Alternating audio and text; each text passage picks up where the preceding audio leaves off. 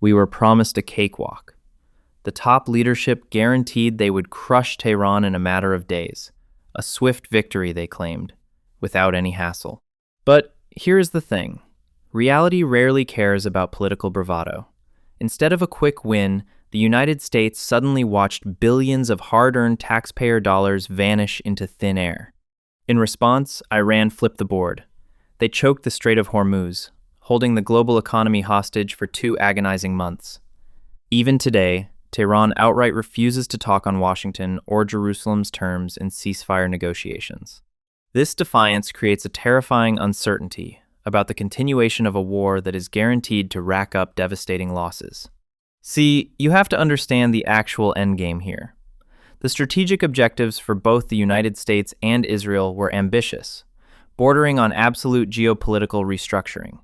Number 1. Complete denuclearization. Iran's nuclear program is viewed as an existential threat, the ultimate red line that simply could not be crossed. Number 2. Forcefully reopening the Strait of Hormuz to secure the flow of a fifth of the world's oil supply. And number 3, perhaps the most critical of all, dismantling the axis of resistance. We are talking about severing the lifelines to the Houthis in Yemen, Hamas in Gaza, Hezbollah in Lebanon, and various militia factions scattered across Iraq and Syria.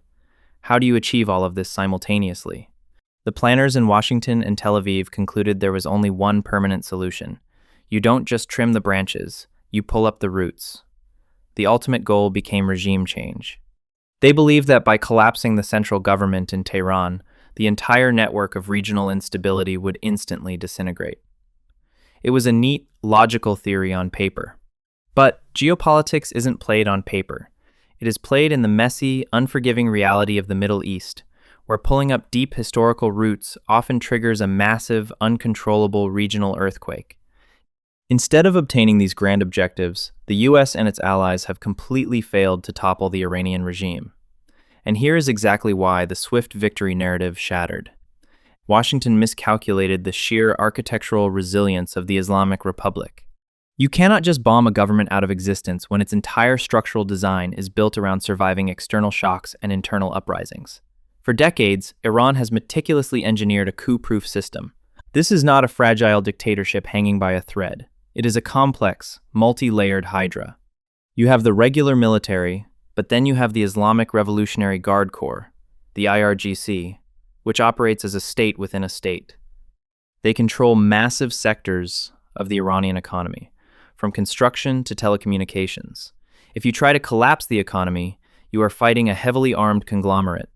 Furthermore, years of planning went into developing a fiercely suppressive security apparatus.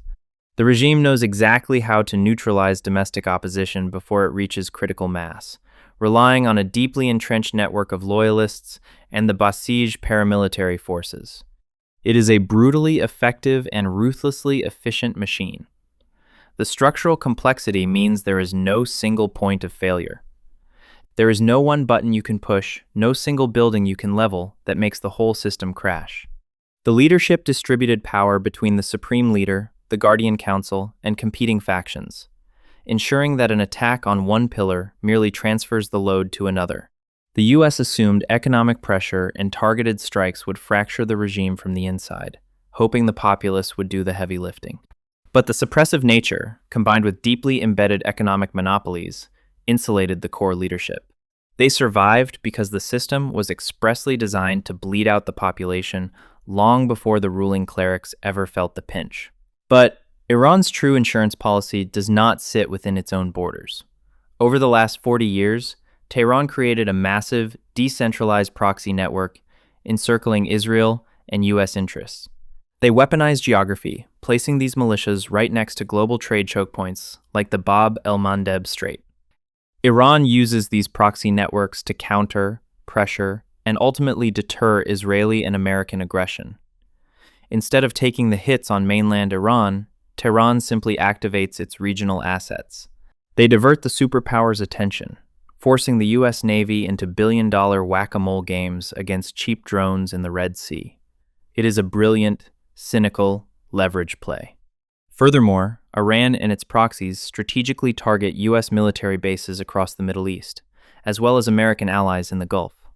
This geographic leverage makes the tactical situation completely and impossibly complicated. Every time Washington considers a decisive strike, they have to calculate the risk to thousands of U.S. troops stationed in Iraq and Syria. The rhetoric behind closed doors and on the public stage reflects this high-stakes game of chicken. Just look at the language used during the escalations. When the pressure peaked, a top IRGC commander publicly warned, "Our hands are on the trigger and the missiles are ready. We will set fire to American interests." Meanwhile, Israeli Prime Minister Benjamin Netanyahu has repeatedly stated the absolute necessity of preemptive action, declaring, "We will not wait for the sword to be on our neck." If Iran makes the mistake of attacking Israel, it will pay a devastating price. And then you have Donald Trump's characteristic maximalist warnings taking to social media to broadcast, "If Iran wants to fight, that will be the official end of Iran. Never threaten the United States again." These aren't just empty words. They are the literal strategic frameworks driving the standoff. So, you might ask, why even attempt a direct military strike against mainland Iran in the first place? To the war hawks, it seemed like an incredibly necessary, even great idea. The logic is brutally straightforward. Cut off the head of the snake. Israel knows that fighting Hamas, Hezbollah, and the Houthis individually is an endless, exhausting war of attrition. But if the Iranian regime is actually toppled, the financial and logistical support for these proxy networks instantly evaporates. Without Tehran's weapons, money, and strategic coordination, the axis of resistance would starve. For Israel, this is viewed as the only way to permanently settle a dicey, existential threat. They believe a decisive blow to the mainland would rewrite the entire security architecture of the Middle East overnight, transforming a multi-front nightmare into a manageable, contained mop-up operation. But here is the sobering reality. Attempting this decapitation strike could severely backfire, plunging both countries into an unwinnable, long-term war. Iran is not isolated. As they fight for their absolute survival, they are increasingly backed by Beijing and Moscow. China buys the oil, while Russia supplies the advanced air defense systems and crucial cyber support. This geopolitical triad makes the story infinitely more complicated for Washington and Jerusalem. You are no longer just fighting a rogue state. You are attacking a crucial node in a rising anti-Western bloc. A swift victory was always an illusion. Instead, the United States is trapped in a permanent, slow bleed. The global economy remains hostage to a fragile energy corridor, while an entrenched, heavily armed regime stubbornly refuses to break. It is a stalemate built on debt, leverage, and raw survival.